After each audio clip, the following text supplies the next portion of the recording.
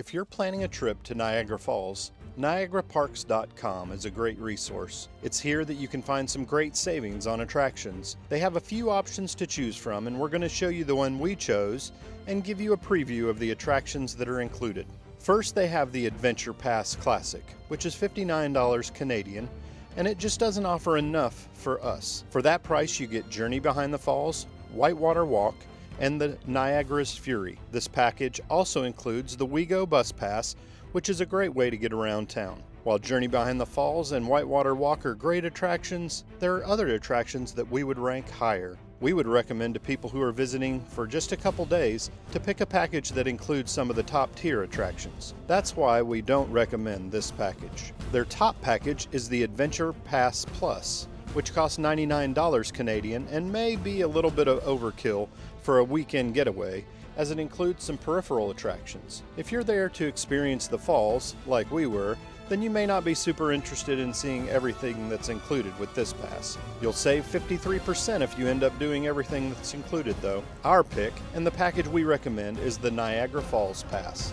This includes 5 attractions and is $79 Canadian, and will save you about 40% on the regular ticket values. We feel this is the perfect balance of price savings and attractions for a 2 to 3 day visit, especially if you consider that there are a lot of other things to do in Niagara that are not included in any of these packages. The 2 transportation options that are included with the Niagara Pass are good for 2 consecutive days.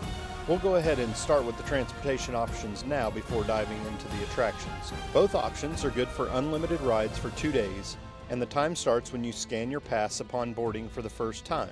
The 2-day period is clocked separately for each form of transportation, so scan for the first time wisely depending on the length of your stay. First, the Falls Incline Railway. The Falls Incline Railway looks like a lot of fun to ride. If you're staying at one of the big hotels that overlooks the falls, this is a quick and easy way to get right down to Horseshoe Falls and the Table Rock Center. We actually didn't have a reason to ride this attraction, and it didn't make it into our schedule. There are 2 cars that move in opposite directions, so wait times are pretty short. There can be a lot of walking when in Niagara Falls, so being able to hop on and off the incline railway is a nice bonus, especially for those staying up the hill. Next up is the WeGo Bus Pass, and as I mentioned earlier, it's good for unlimited rides for 2 days. The bus system will pick you up and drop you off all over town at the various attractions. This can be very convenient because it will let you off right in front of the attractions. You'll want to plan ahead for weather because not all the stops have shelters to keep you dry. Our experience with the Green Line was great, but the service on the Red Line wasn't quite as consistent. It probably depends on the crowds and the traffic while you're there. When we were there, it was Labor Day weekend, so it was pretty crowded. The attractions included with this package are fun and unique and give you a great opportunity to experience the falls and the river in different ways. We'll start with Niagara's Fury because it's probably at the bottom of our list of attractions. It's an indoor mini attraction. You experience a little cartoon movie, then move into a 360-degree theater where you stand in the middle. There are sights, sounds, sprays of water, and a floor that moves. Would we pay to see this if it was not part of the pass? No. Is it worth taking time to see if you purchase the pass? We think so. Now let's get into the 4 main attractions. I'm saving the best for last, so be sure to stick around for our top recommendation. If you want to get more info and an in-depth look at each of the upcoming attractions, we'll have full videos on our channel dedicated to each one, so I'll have a link to the playlist at the end of this video. At number 4 is Whitewater Walk, which takes guests for a boardwalk stroll next to some of the most powerful rapids in North America. It's located about 5 to 10 minutes north of Horseshoe Falls by car, and there's free parking directly across the street from the ticket office and entrance. The WeGo buses also stop at this attraction. If you get the Niagara Falls Pass, like we did, you can head straight to the line for the elevator. For those with mobility issues, this attraction is almost fully accessible, and there are no stairs to contend with. Once aboard the elevator, you'll travel 230 feet down to the bottom of the Niagara Gorge. After you exit the elevator, you make your way through a tunnel leading to the Niagara River.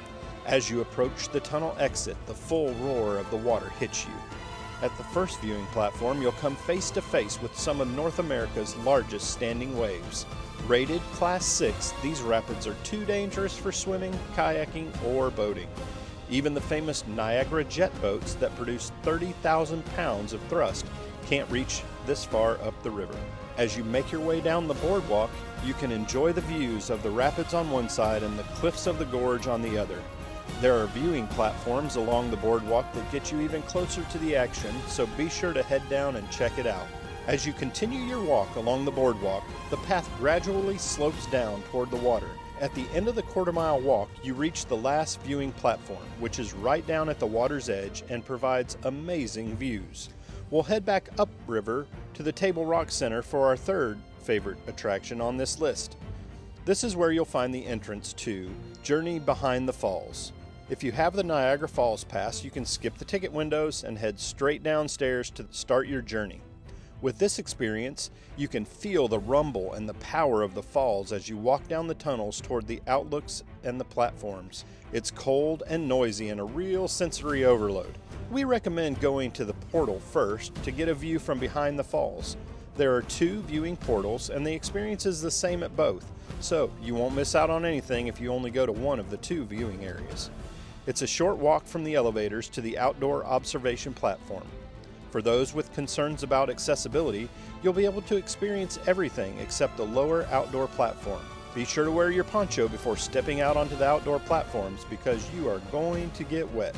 The lower platform gets you right up close to the falls and is the best place to feel the sheer power of the falls, besides being on the Maid of the Mist or across the border on the Hurricane deck at Cave of the Winds. You can check out our video about those last 2 spots in our Niagara playlist at the end of this video. The next attraction on the Niagara Falls Pass, and the second favorite on our list, has been in operation for over 100 years. The Whirlpool Aero Car is an antique cable car that shuttles passengers across the Niagara Gorge and back while dangling hundreds of feet above some of the most powerful and deadly rapids on Earth. It's located a few minutes north of Whitewater Walk and is also along the We Go bus route. There is a free parking lot right on site that is only steps away from the cable car. With your Niagara Falls Pass, you can head straight to the line, skip the ticket window once again. It's usually about a 10 to 15 minute wait between trips. If you've got some time to kill when you arrive, you can enjoy views from one of the many overlooks. However, keep an eye on the line and try to be first in line if you can. This will give you the best view once you're on the cable car. Once you're out over the teal-colored water, the views get even more spectacular as you're able to see up and down the Niagara River. If you're brave enough, look straight down and see the massive whirlpool below your feet.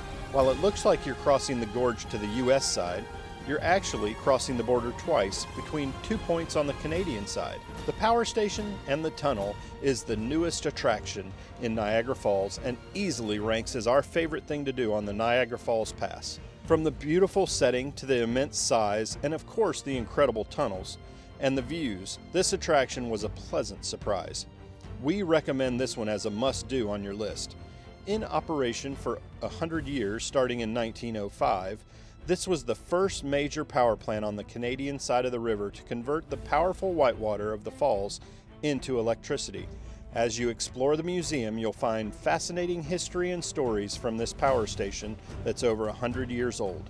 They have interactive exhibits, videos, and information plaques laying out the history and importance of this amazing place. The Niagara Power Station sat dormant for over a decade before Niagara Parks began its refurbishment project. This massive hall is an amazing time capsule, and as a historic site, it's pretty incredible.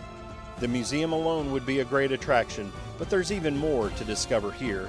As a part of the renovation project, a glass elevator was installed. It takes you down 180 feet to the main tunnel.